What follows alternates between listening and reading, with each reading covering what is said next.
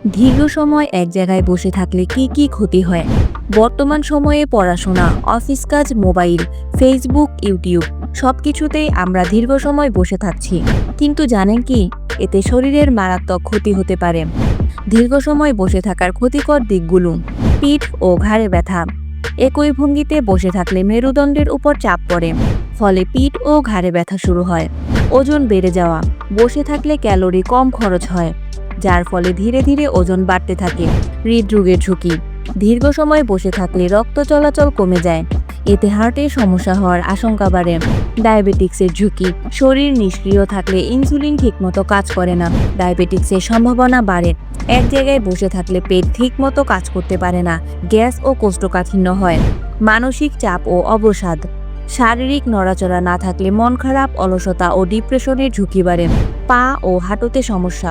দীর্ঘ সময় বসে থাকলে পায়ে রক্ত জমে যায়, হাঁটু ব্যথা ও পা ফুলে যেতে পারে। সমাধান কি? প্রতি 30 থেকে 45 মিনিট পর পর উঠে দাঁড়ান, হালকা স্ট্রেচিং করুন, হাঁটাহাঁটি করার অভ্যাস গড়ে তুলুন, সোজা হয়ে বসুন। স্বাস্থ্যই সবচেয়ে বড় সম্পদ। আজ থেকেই সচেতন হন। মনে রাখবেন, শরীর নড়াচড়া না করলে রোগ নড়াচড়া করে।